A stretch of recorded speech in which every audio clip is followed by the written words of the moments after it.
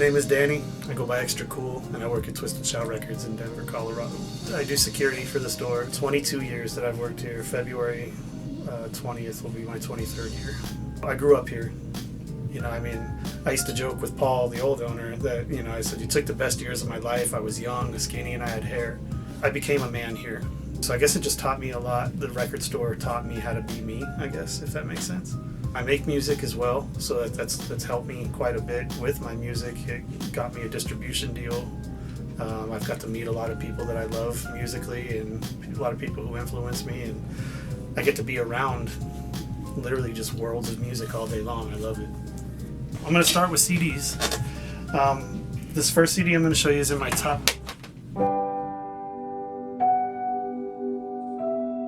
This first CD is in my top 10 of all genres, of all albums. This Atmosphere, God Loves Ugly. This album, it just means the world to me. There's songs on this that they literally feel like they're a part of me, and I know that sounds silly, but there's music that moves you, and then there's music that makes you feel like you're alive and it's you. This is that album for me. 1997 is the first time I heard them. Headshot 7. And then I got to meet them and open up for them in 98. It might have been 99 at the Boulder Theater. I had to play the upstairs because I wasn't 21. But yeah, I think maybe 5 people out of that whole show saw my set. It was pretty lame, but I can say I opened up for Atmosphere. But yeah, once I heard Atmosphere, just kind of, it made music sound, some hip-hop music, obtainable. It made it feel real. He literally raps about being poor and like having to wear his girlfriend's deodorant. I can relate to that. I've been there, you know what I mean? So it's I grew up on gangster rap music and Tom Waits, so I just kind of meshed the two together. So Jane's Addiction, nothing shocking. Summertime Rolls might be the prettiest song in the world, in my opinion. I know not everybody's a huge Jane's Addiction fan, but Summertime Rolls and the Mountain Song, back to back, oh mama, you don't get any better than that. Quite possibly one of the greatest hip-hop records to ever be made, Sex Packets. There's so many different versions of this. The best version of this, people would argue, is the vinyl. I would disagree. The cassette tape that came out has 21 songs.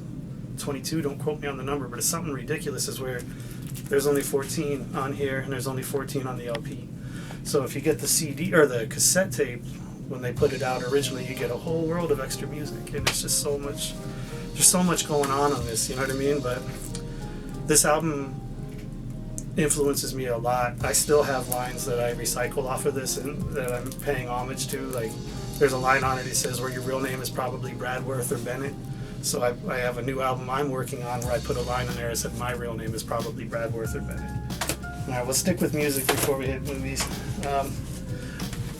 My all-time favorite movie ever is Suspiria.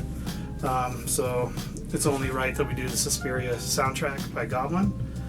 I made my sister and her husband listen to this yesterday at my house, so they were not really all that impressed. But that's on them because this album is fantastic. Yeah, it's just great late 70s Italian music, very spooky, great for Halloween season. It's just such a phenomenal record. This is a RSD reissue on white vinyl. I have a blue pressing where the vinyl is on blue. I believe the first pressing is just on black. It's Cinevox, an Italian label. It's good stuff. I got another Atmosphere record, Lucy Ford. They always said this was never available on vinyl. Yeah, it's kind of true, it's kind of not. It was originally 3 different EPs. There was Ford 1 and Ford 2 and a Lucy EP, which are all on vinyl as well. However, they put them all together for the first time on vinyl. Even though God Loves Ugly is my favorite album of theirs, this album came out before God Loves Ugly, so I know this album front to back. It's just so relatable and it's so beautiful.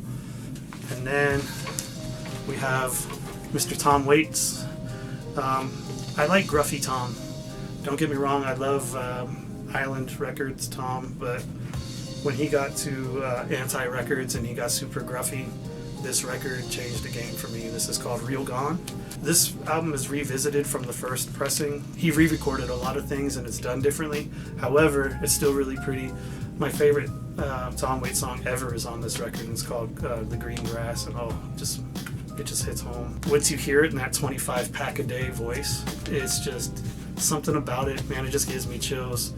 I like the original pressing of this better than the reimagined or the reimaged songs. Some of them are just remastered, some of them are re-recorded. However, I did buy this version on vinyl because it's just fantastic. It's really great. John Carpenter's Halloween.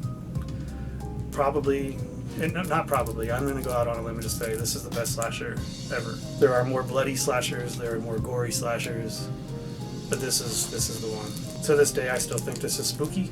It's a lot of fun. Jamie Lee Curtis's first role. I just really like this movie. I can go almost word for word with this. This is something I would recommend everybody getting if you don't have it. Even if you're not a scary movie guy or gal person, this is definitely something that you should have in your collection because it's not overly gory, it's not overly graphic, but it's still scary and it gets the job done. And this one is called X by Ty West. The reason why I grabbed this one is because it's a new movie that came out this year, and it kind of deals with ageism, if that makes sense. It's called X because there's a reason why it's called X. However, there's an old couple in it who you kind of end up feeling bad for them, even though they're the bad people in the movie. But the reason why they do what they do without giving it away is because they long to be young again. It's how youth kind of pushes old things away from them. So this movie is really fantastic. Parental advisory, does have nudity. It's not something you should show to your children, but it's a very good movie. I kind of felt like the social commentary on it for ageism is very appropriate, especially as I'm getting older. So. And we can't have the Goblin soundtrack to Suspiria without Suspiria. This is my all-time favorite movie, Dario Argento, 1977. It's all filmed in Technicolor, so it's very vibrant, very beautiful. This movie kind of changed how I watched movies. I'd never really seen any Italian cinema as a teen. I want to say I was like maybe 12 or 13 years old the first time I saw this, and I was just like, holy crap, it just changed how I saw cinema, and I can't live without this movie. I watch this movie at least 2 times a year, sometimes more. I'll probably watch it tonight, to be honest with you. So, a little rare gem here. This is my new record. I go by Extra Kool. The album's called Not a Ghost, but Dead Inside. I'm on the Dirty Laboratory, which is an independent hip-hop label, and this is the first release I'm putting out under my own label called Creature Records, and I'm trying to hopefully get someone signed under my moniker by the end of next year. So if that doesn't happen, then it's a failure and we'll just go back to Dirty Laboratory. So this has some of my favorite rappers on it. Has AWOL1 from the Shapeshifters, which is a West Coast legend. He's worked with everybody from Freestyle Fellowship to the Project Blow to the Mass Men. Anybody who knows West Coast hip hop knows AWOL1. This has got, in my opinion, Ohio's greatest rapper ever. From the Natty, we got Illogic. Illogic is just, he's also part of The Orphanage, which is Slug, Sage Francis, Idea, Aesop Rock, Blueprint, and then Illogic there. So it's just, he's just a wordsmith, and he's so technical. And my current favorite rapper is also on this record. His name is Henry Osborne. He's part of Gray Skull, and he's part of Dark Time Sunshine on Fake 4 Records. Henry's next to Slug. Henry's my favorite. Those two, they're 1 and 2. Henry's number 2. Sorry, Henry. And then the very first track was produced by our very own Patrick Wavy. Wavy from It's Just Bugs. He did the instrumental for the first track. And then there's the song called Bleeder, which is produced by Mouse Skull. Come pick it up. Transparent strawberry pink vinyl. It's also limited, so get it while you can.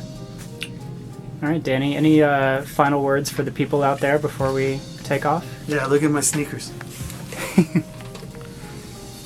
Hell yeah. Yeah. Looking good.